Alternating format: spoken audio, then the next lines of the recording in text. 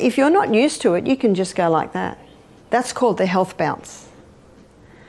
But as you get better at it, I'm not going to jump really, really high, but you get better at it. You get kids, have you seen what kids will do on this?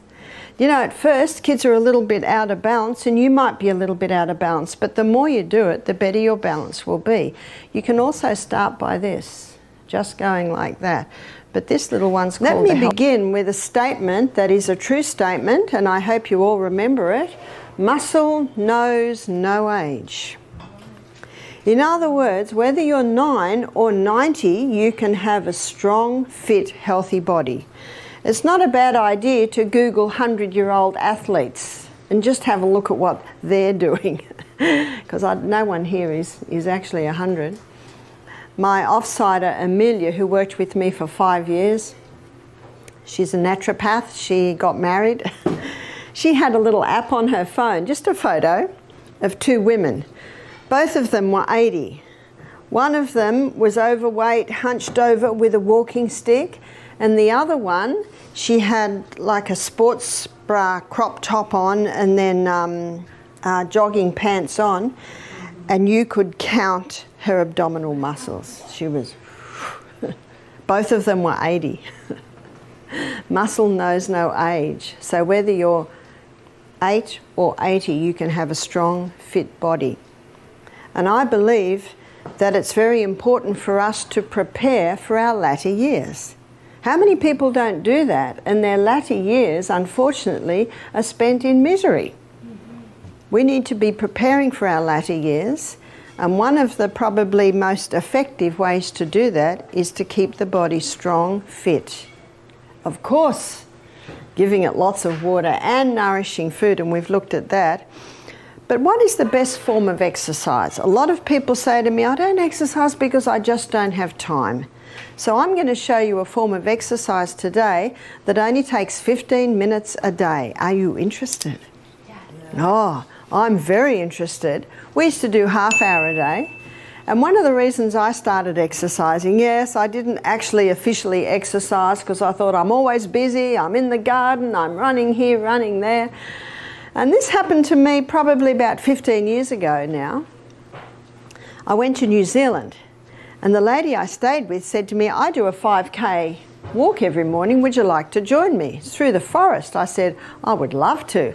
I don't have to get the kids up, I don't have to put the washing on the line, I don't have to get the breakfast going, because I still had a few teenagers at home then. Well, after about 3 kilometres, I could hardly keep up with her. And she was twice my size, 10 years younger. The next day when I woke up, oh, I could hardly move. I could hardly move. She said, are you coming, Barbara? And I said, yeah, sure. How can I not go? I'm the health teacher. I'm in their town giving health lectures. Anyway, I definitely couldn't keep up with her this morning. And every time she turned around, she said, are you going? Yeah, fine. Oh dear, did it hurt. It hurt very much. She had a friend with her. I just lagged way behind. I learnt my lesson. From that time on, I've exercised every day. That's when I realised being busy all day is not enough. I acknowledge if you work as a gardener and you're hoeing into garden beds and lifting, certainly there are some jobs where, yeah, you are exercising a lot. If you're a personal trainer, you don't have to take a special time every day. But even massage therapists, they still need to do that daily exercise. So what is this form of exercise? My husband and I started to do a half-hour walk every day. So how excited was I when I found, well, there's one that only takes 15 minutes. And let me tell you one other benefit I received when I began to implement an exercise program. My feet were always cold. I was always sitting in our little ensuite with my feet in the warm water, warming them up. Always cold. I started exercising, and guess what? I don't have cold feet anymore. I don't sit on the little ensuite with my feet in hot water anymore. Mind you, I go to great lengths to make sure I'm warm, absolutely. I used to leave home. Now, we were in Melbourne at the time. That's right down the bottom of Australia in the state of Victoria. And most of the time when I walked, it was pitch black outside. Because when I came home, I thought, how am I going to do this? Got to get the kids up, got to put the wash on, got to start the breakfast. So the only way I could do it was get up a little bit earlier. So I started to walk at 5:30 and it was pitch black outside. But what I found was once you start walking, your eyes soon adjust because it's a hassle taking a torch. I'd leave home and it was cold and dark. I'd have a scarf on, I'd have a hat on, I'd have gloves on. And when I'm coming back, this is after half an hour, well, the scarf's off, the hat's off, the gloves are being taken off. And I'd come into the house going, whoa, it's hot in here. No one else was thinking that. I have a friend, his name's Dr. Jonathan Gibbs, and he did a PhD on the effect of exercise in the cell. And he told me this. He said, when you do that in the morning, a network of capillaries is opened that equals the distance around planet Earth. Well, I can hardly get my mind around that one. So where are these capillaries? They're in your extremities. They're in your fingertips, they're in your brain, they're in your eyes. So it increases eyesight, it increases hearing, it increases every single body function. Leviticus 17:11 states that the life of the flesh is in the blood. It moves blood. So yes, how excited was I when I found only 15 minutes. Well, let's have a look at this. It's called high intensity interval training, or often called HIIT training. And the first documented evidence of the HIIT training was probably before the war. Some German trainers were training their athletes in it. The war came, a lot was lost, and then the next time it was documented was a Japanese trainer called Tabata. Now, in many gyms, they still have the Tabata protocol. And he was a trainer for his girls in the Olympic Games, and they were doing figure skating. And he discovered that if they did the HIIT training, they had an edge. So what did he do? So the high intensity, he got his girls to do that for about 20 seconds. The recovery was probably 60 seconds. And the cycle, meaning it's done for a cycle of, would be about 6. So that's 6 cycles of 20 seconds high intensity, 60 seconds recovery. He found when it came time for the Olympic Games, they had an edge. They had an edge on the other athletes. And isn't that what it's all about? Everyone that goes to the Olympic Games is the best that their country has. And sometimes they win by split seconds. So finding something that gave his girls an edge was very important. I read about the HIIT training. Probably the first book I read about it was Dr. Doug McGuff's book, Body by Science. And he's a doctor. I think he's a heart doctor. And he found out about this. So what he did was he did 30 seconds high intensity, 90 seconds recovery for a cycle of 6. And what I have found in my reading, that's probably a time that most people come at would be the very best. Most of the HIIT training experiments have been done on an exercise bike. So if someone's a little unsteady on their feet, their ankles, their knees, their hips not working well, the exercise bike, they're able to hold on, they can go as fast as they can, and then they do the recovery time. So what is the high intensity? It's running for your life. It's going for as hard and as fast as you can, whether that be swimming, whether that be running up hills. When I was in Mount Isa is near the top of Australia, right in the middle, and there's a lot of mining there. So they've got these hills that basically look like that. And I think it's all the piles of dirt that came out of the mine. So I was there doing, giving some health lectures. So say this is me here. This is about how big I am. So I would walk up them, and by the time I got to there, I was experiencing high intensity. And that's not even running. That's just walking. That's almost climbing. It was that steep. And then I'd stop and I'd have my recovery time. So what's recovery time? Well, the research shows that the best recovery time is when you're moving a bit. So what I would do is I'd do my stretches. I can't do much because I'm all wired up. But I would do my stretches. And because all my exercise is being done on my legs, I might do the 10 down and the 10 up and the 10 back. So the best recovery time is when you're doing it slowly. So Michael and I, we run up the hills because we're in the mountains, so there are hills and dips, and we run up the hill and then we walk down the hill. And then by the time we've walked down the hill, it's easily 90 seconds, maybe a bit more. We know we're ready to go again because our breathing. Your breathing and your heart's settle down. When you think you can go for it again, then you're ready for your next high intensity. And so what I would do on the hills, then I would do another. So I would get 2 high intensities up here. I'd walk along for a little while and then go down, and then I'd find another one. So when I'm presenting at Mount Isa, I say to the people, you don't even have to run here. All you have to do is walk up those hills. So it's whatever it takes to get your heart rate up and your breathing increased. When I started to do this, because reading the book, it's such an inspiration to read it. He says, when you start implementing this, we're not going to be able to hold you down because of what it's going to do for your body. So I couldn't wait to try it. Now, when I got to 22nd, I'm running up a hill. My body's actually saying to me, I think that'll do. I get to 25 seconds, my body says, this is getting ridiculous.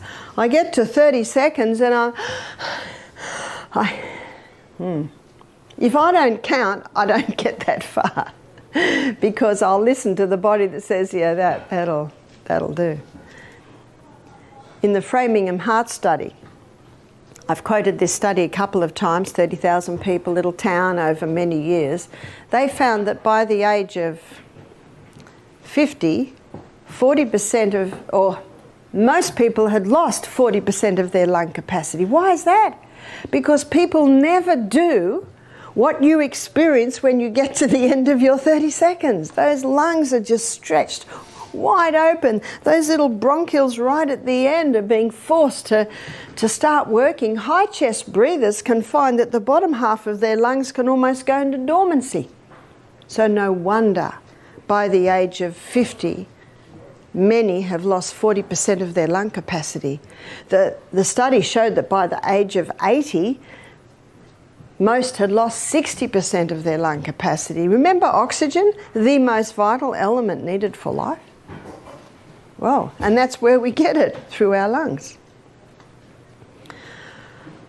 Recovery. Your recovery time is your indicator of your fitness. Dr. Al Sears, in his book Pace, he's considered the exercise doctor. His book is a bestseller. What does pace mean? P is progressive. This is progressive. The more you do it, the stronger you will get. I don't know whether this has ever got easy. It's certainly easier than when I first started. But it's the recovery time shortens. So your recovery time is your fitness indicator. So P is progressive. A is acceleration. You are accelerating. This is no gentle stroll. You're accelerating. So when Michael and I are running up the hill, we don't talk then. He's way ahead of me because his legs are about 4 inches longer than mine. I say to him, you must love running with me. It makes you feel like an Olympic runner. So you are accelerating. And C is cardiopulmonary. So cardio meaning the heart muscle. There's one way to strengthen the heart. There's no other way, and that is exercise. So exercise strengthens the heart. I'm going to give you a story to illustrate. My son Peter, about 10 years ago when he was 25, he was training for a triathlon. So he was running up and down the hills behind Brisbane. That's where he lived at the time. Now he's a tiler, and he was dismantling an old vanity unit that had a big chip off it, huge chip, and it was from about the 50s, you know, those old ceramic ones. He got it out and he didn't realise how slippery it was, and it fell and it hit his ankle. In fact, I think if he hadn't have had a bone there, it might have taken the whole foot off. And the blood hit the roof. And he called out to my son, James, my elder son. James! James said, I'm on the phone, mate. Pete said, I think you'd better come quickly. And I tell you that because it was a few minutes before James got in the room. And when he got in the room, he said this little bathroom, the whole roof and walls were sprayed with this most lovely decoration of blood, little sprinkles. When they went to hospital, bound it up, got to hospital, the nurse kept taking Peter's pulse. It was 50 beats per minute. And she couldn't believe that it was 50 beats per minute. Why was it 50 beats per minute? Because Peter's been running up and down hills. So the stronger the heart gets, the less it has to pump, because every pump is so powerful. It was so powerful, the blood hit the roof. In fact, if Peter's resting heart rate had been 70, 80 beats per minute, it just would have, wouldn't have even hit the ceiling. Well, Peter didn't do the triathlon. He had to fix his foot. In fact, the doctor couldn't believe that he hadn't cut any tendons. He kept getting him to move his big toe. Oh yes, it needed a few layers of stitches, that one. Aren't we glad that we have hospitals and doctors when we have a severe injury? Absolutely. And Peter was so glad that he had an injection of local anaesthetic. You know, we certainly don't quibble emergency medicine. And the doctor couldn't believe that it had missed the main tendons. And I said to Peter, that was your mother's prayers. Every morning she places you in the hand of God. But it's an illustration to show that the more you exercise, the stronger that heart gets. And when it's strong, it doesn't have to beat much, because every beat is so strong with the delivery of blood. It is said we only have so many beats per lifetime. So you can see the fitter the person, the longer the life. And I'd like to suggest the better quality of life because of what exercise does to the body. So PACE, progressive acceleration of cardiopulmonary. So there's the lungs. And it was in that book and other books where he quoted the study on the Framingham study. So you can prevent that lung capacity loss by exercising every day. And if you've lost it, you can regain it by the high intensity exercise. So progressive acceleration of cardiopulmonary exertion. You are exerting yourself. There's the PACE. But what I'm ever thankful to Doug McGuff for is he takes you inside the cell. So I'm going to take you inside the cell now. So here's the cell. We've looked at the cell a few times this week, and the glucose goes in.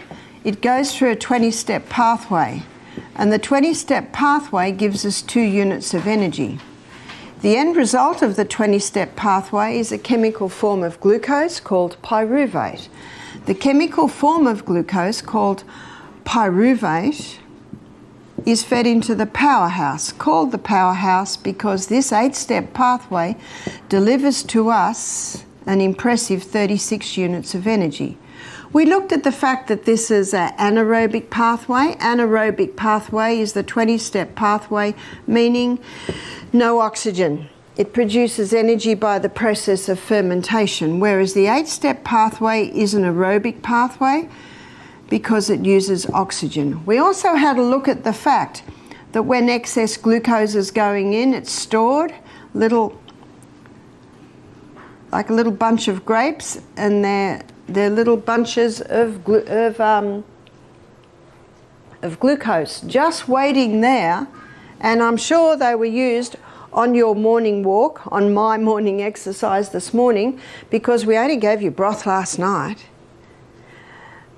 And as you start to move that body, the only time this could be interfered with is if you started to walk without drinking water. And we're going to look at water in a minute after the break.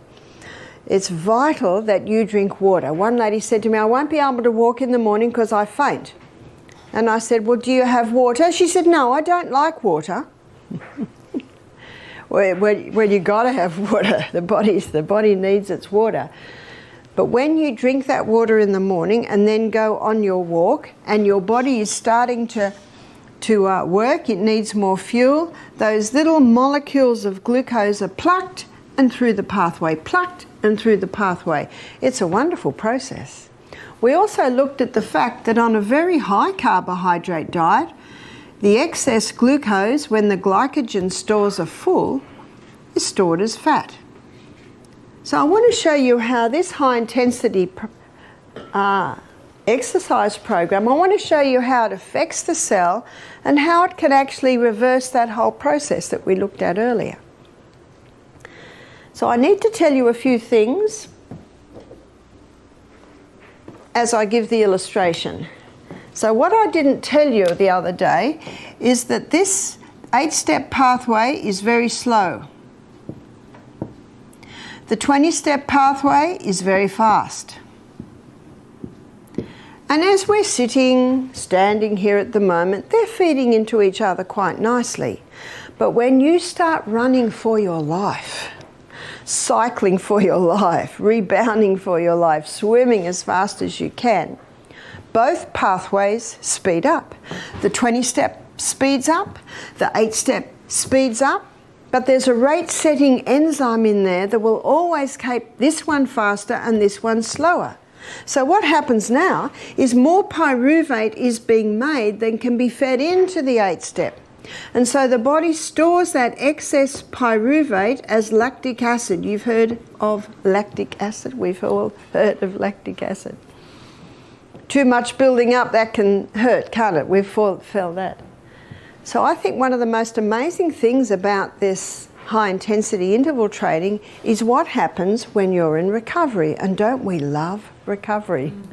When you're in recovery time, getting your breath back, letting your body settle down a bit, the liver converts that lactic acid back to pyruvate and feeds it into the powerhouse, which means when you're in recovery time, your cells are burning just as much fuel as when you're running for your life. Isn't that good news? That's good news, but there's other good news too, and that is it's mopping up your lactic acid. So it doesn't have an opportunity to build up in your tissues. Yesterday we had a look at how disease thrives in an acid environment. So this form of exercise is the best form of exercise for many reasons. And one of the reasons it gives the athletes an edge, one of the reasons it's going to give you an edge on your day, physically, spiritually, emotionally, mentally, one of the reasons it does that is because not so much, well, definitely what's happening in high intensity, but what's also happening in recovery time. I'm very thankful to Doug McGuff and the scientists that went inside the cell to find out, where's our why? Where's our why? To find out why it is such a powerful form of exercise. Not only is it a powerful form of exercise, but it doesn't take long. You do the maths on that. I'm going to be generous here. What's this? This is no more than 15 minutes in a day. We have 24 hours in a day. So no one's got any excuse. So let's continue. So you're getting to the end of your first 30 seconds. You're plucking your glycogen stores. You're getting to the end of your second set of 30 seconds high intensity. Your glycogen stores are being depleted, but we need more fuel. And so what the body does now, it causes a release of the human growth hormone. The human growth hormone is very active when we're growing.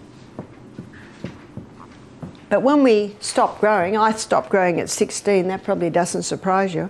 My son William grew 2 inches from 19 to 22. Boys usually grow a bit longer.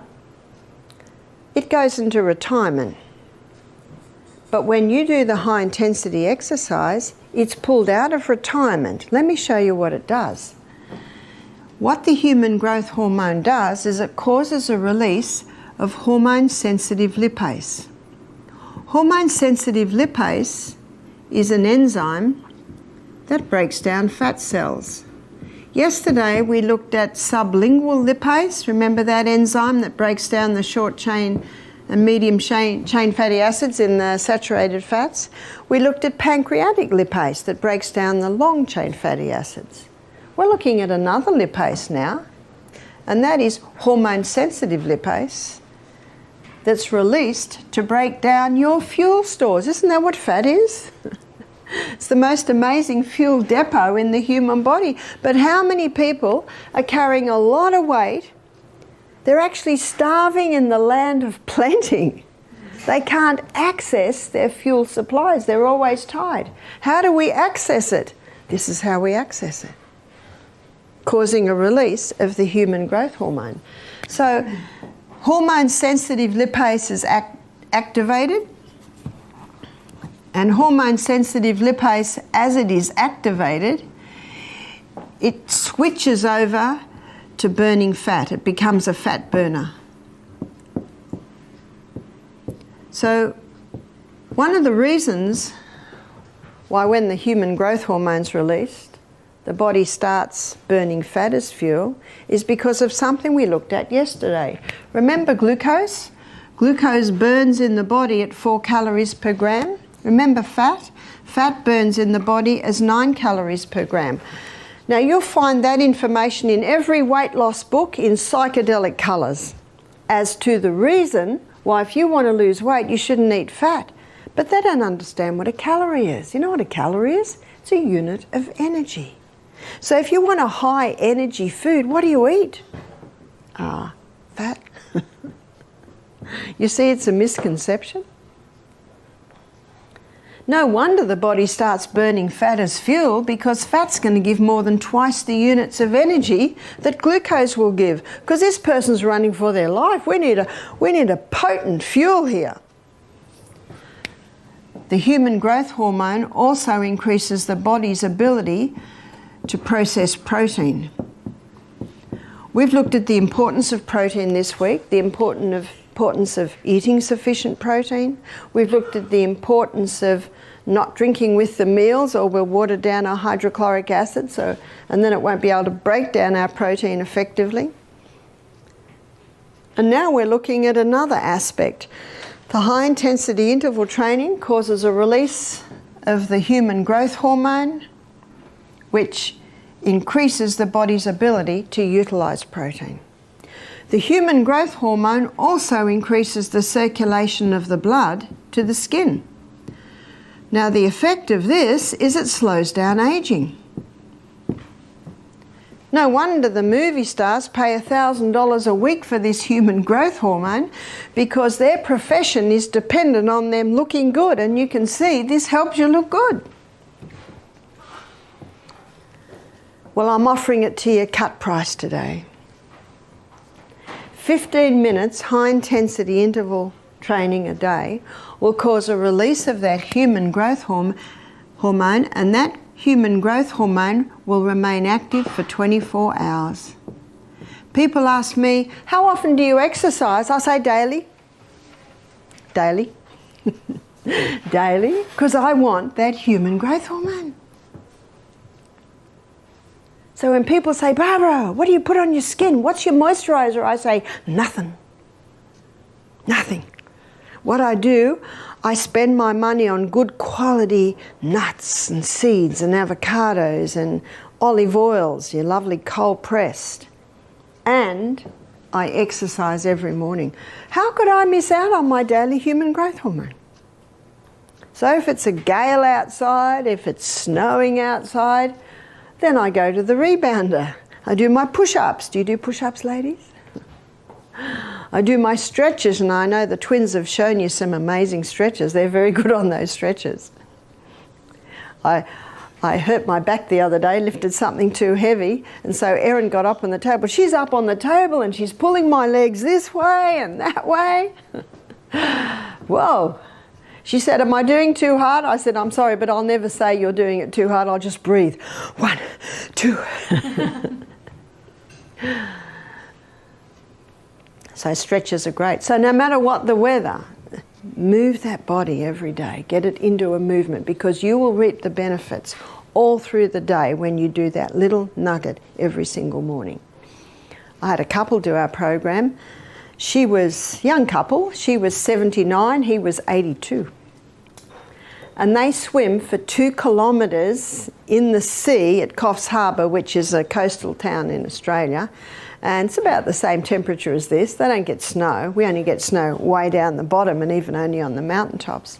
So they swim for 2 kilometres every morning. I said, no wonder you guys look good. They hardly had a line on their face. They were little, obviously, you can have a few lines, but I was amazed at their skin. They were with us for 2 weeks. When they first came, they stopped the cholesterol-lowering meds, they stopped the blood thinner because they were drinking more water. Midweek, they decided to stop their blood pressure med as well, and because their blood sugars were coming right down, stopped that medication. I tell you, the second week they just came alive. They went home younger than they came. But I'd like to show you one of the most powerful, well, it is acknowledged to be the most powerful form of exercise there is. And everyone can do this one, and it's called rebounding. Now, why is the rebounder, or the little minute trampoline, such a powerful form of exercise? Strength comes from one activity and one activity alone, and that is defying gravity. Isn't that what you're doing on the push-ups? You're defying gravity. Have a look at a baby. I've had 6 babies. And I know within a couple of days, what are they trying to do? Put their heads up. They're trying to put their head up. In fact, you have to be careful because they put their head up and then they might bang it on your collarbone. And then it's not long when you put them on the floor, they start to roll. Then they start to get up on their hands and knees. And then it's not long after that, they're trying to pull themselves up. They're constantly defying gravity, aren't they? It is gravity that causes strength. And then you put them in the little cot and they start jumping, jumping in the cot. I've come to the conclusion that people age because they stop jumping. What's the old saying? We should jump for joy. So why is the rebounder so powerful? Well, three forces come together with the rebounding, because I always want to know why. 3 forces come together. One force is defying gravity. So defying gravity is one of the forces. There's another force that comes to play, and that is acceleration. So when you're leaping off the mat up into the air, you're accelerating. And then just as you get to the top of your jump, you experience deceleration. So acceleration and deceleration. You know acceleration when you're in the plane. I think my favourite time in the plane is when they take off. We go so fast and watch that land go away from you. So there's your acceleration. Deceleration is when you've landed and they put the brakes on and you're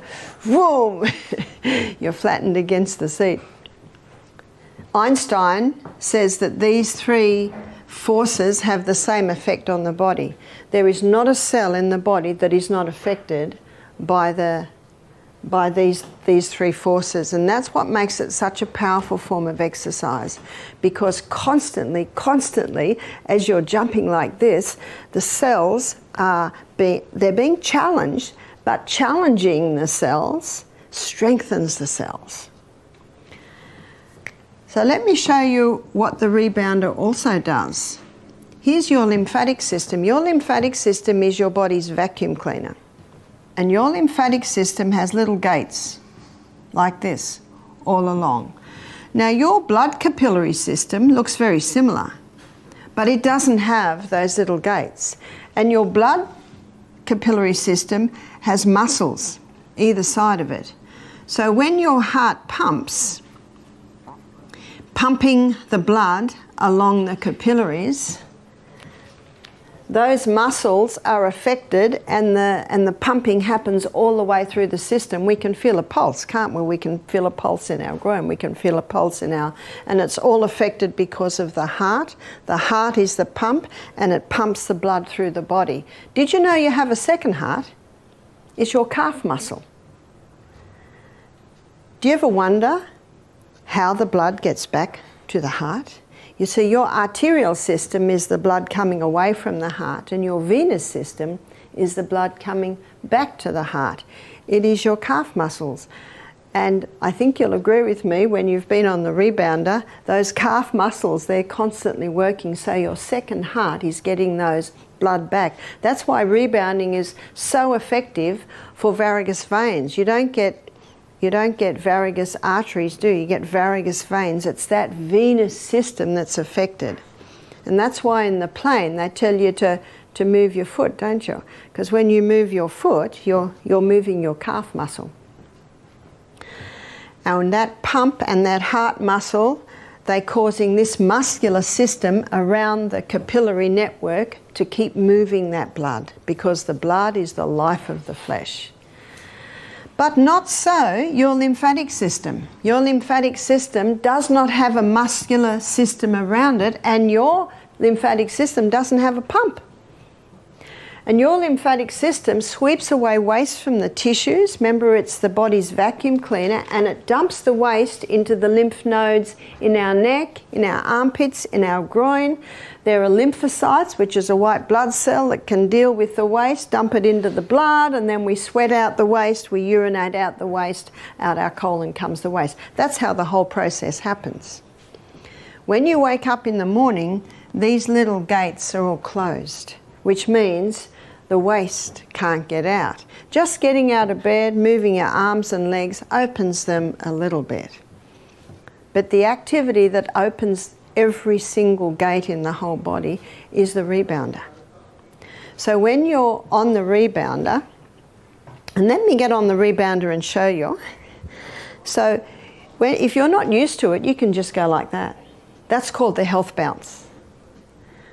But as you get better at it, I'm not going to jump really, really high, but you get better at it. You get kids, have you seen what kids will do on this? You know, at first, kids are a little bit out of balance, and you might be a little bit out of balance, but the more you do it, the better your balance will be. You can also start by this, just going like that. But this little one's called the health bounce. But when you start jumping, when you're to the height of your jump, every gate opens. And when you hit the mat again, every gate closes. Isn't that incredible? You only have to rebound for 1 minute in the morning to get that lymphatic system activated for the whole day. And once that lymphatic system is activated, every movement you make, just scratching your head, turning around, it's keeping the movement going. So this, again, is called the health bounce. If you can't do this, you're a little unstable, just find a post to hold on to, or you can get I think there's another rebounder downstairs that has a frame, and you can hold on to that frame. I like not to, because I don't want to become dependent on the frame, but if it's too hard for you, by all means, start with the frame. See, even doing this health bounce, I can feel my second heart, my calf muscles strengthening. Some people say, I'm not going to get on the rebounder because, I'm out of balance. Well, guess how you get into balance? By rebounding. If you're not used to this, at first you might be a little unstable, but the more you do it, you will notice you will get your balance. Your balance is set by the bottom of your feet and by the fine mechanisms in your ear. And so rebounding resets those fine mechanisms in your ear and resets the soles of your feet. Jeffrey's given me permission just to put my shoes on the mat just while I'm giving this lecture, but you're best on bare feet, and your feet spray out like that. But also it strengthens your arch, because when you're bouncing on your toes. there's not a part in the body that is not affected by rebounding.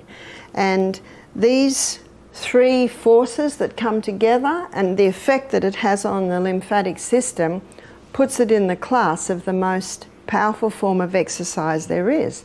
And you might say, well, Barbara, most of your work is being done with your legs.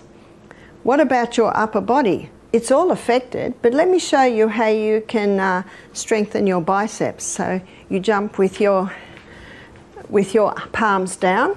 As you jump, that strengthens the bicep muscle. Yes, you can do your triceps too, and that's where you put your palm up and you jump with your palm up, and that strengthens your tricep muscles. And often I will twist as I do it, so I twist like this, and that helps with the spine. And so when my arms get tired out there, then I will do that. But I'll often do 10 biceps, 10 triceps. You can also strengthen your eyesight. How do you strengthen your eyesight? Now, I'm not doing much and I'm fairly fit, but can you see in my breath? So it doesn't seem like you're hardly doing anything, but it has a powerful effect on the body. So how do you strengthen your eyesight? So you can also just do this. Anyone can do that, where you're not even jumping, but you're having an effect. How do you strengthen your eyesight? So right now, looking out that door there, I will focus on that tree. I'll focus my eyes on the leaves of the tree, and so when I'm doing it, the tree is standing still, but the big trees in the background are jumping, and that lamp's jumping, and that lamp's jumping. So what I'll do now, after 10 jumps, I'll focus on that lamp, and I'll keep that lamp still, and the leaves that were still before are now jumping in the peripheral. Can you see what you do? You keep changing your focus, and that strengthens your eyesight. Now, I wear glasses early morning for fine reading. Since I've been doing the changing of the focus, my eyesight has improved. I was just about to go to 250 magnification, but I'm finding that with the changing of the focus on the rebounding, I've been able to keep it just the 2. So it can strengthen your eyesight. The best rebounder is the Bellican. And I think that's how it's spelled, something like that. And you'll notice with the Bellican that we have here, it's not springs, it's rubber. I call this the Rolls Royce because you get a beautiful bounce. You see, with the rebounder, there's no jarring. One lady said, well, can't I just skip? When you skip, every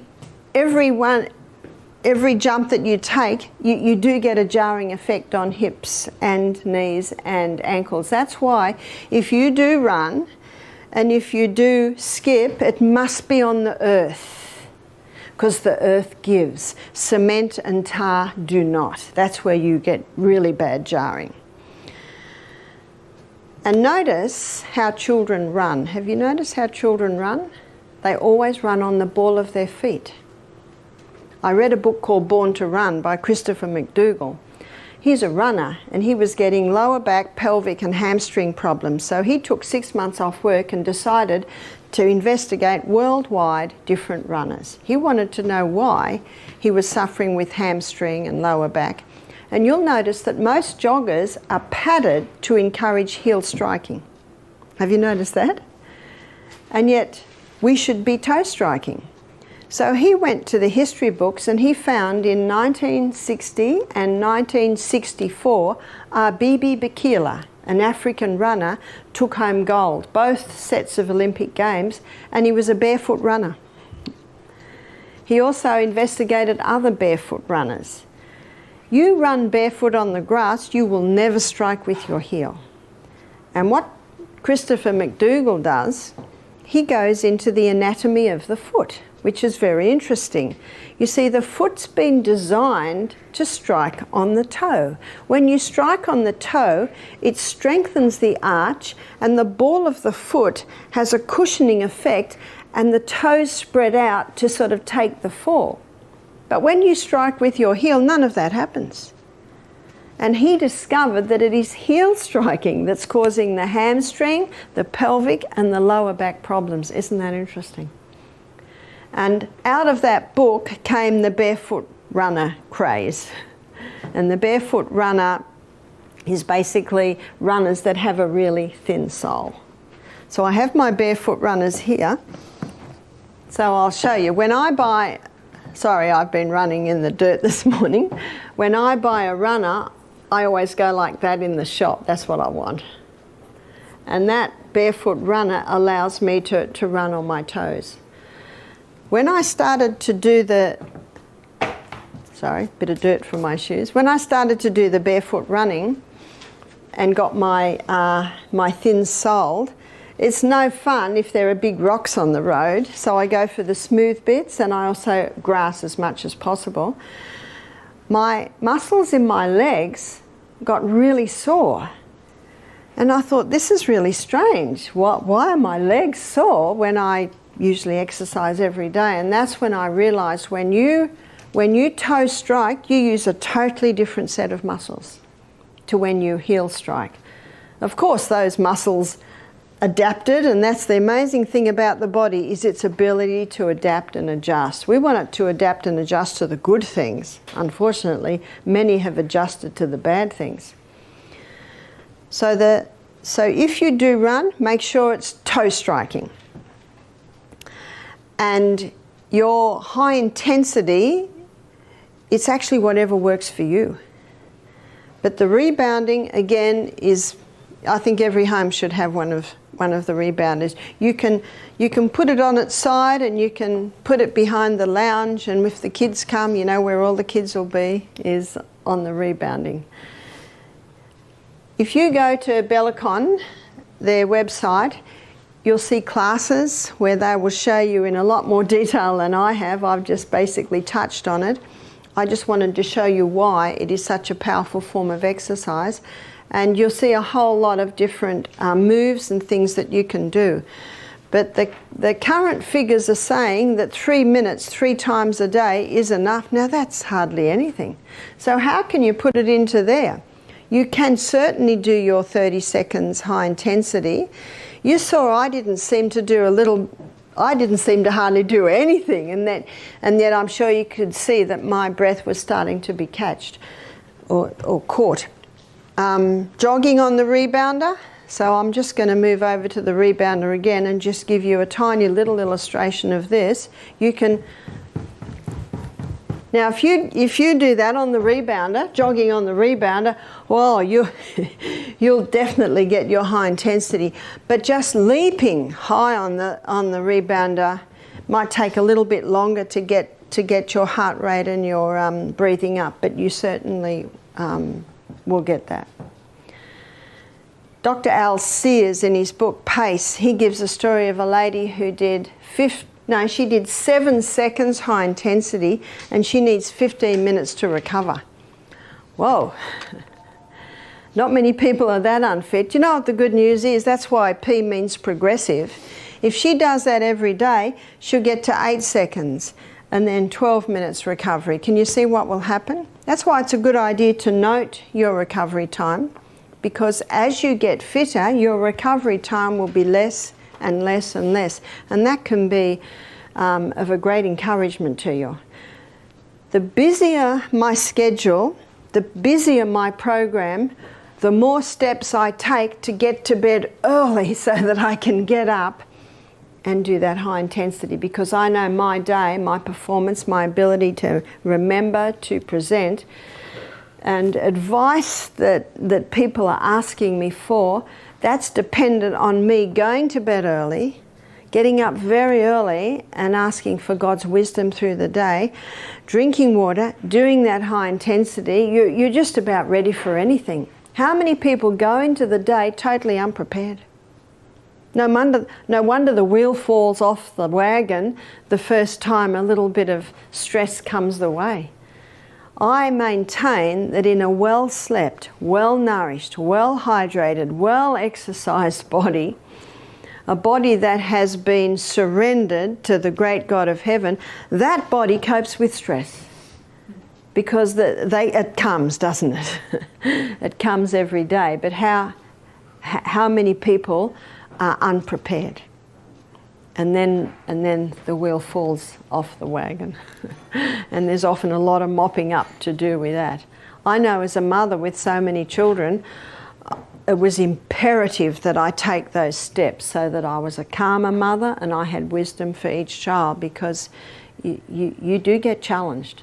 Whether you're in the home or whether you're in the workforce, you do. So it's important to prepare for your day. So we have to prepare for tomorrow today. We prepare by having breakfast like a king, lunch like a queen, tea or supper you call it like a pauper. Then we can go to bed early, and then you can get up early and do what I just explained, what must be done to prepare for the day. Who would go to battle without any armour on?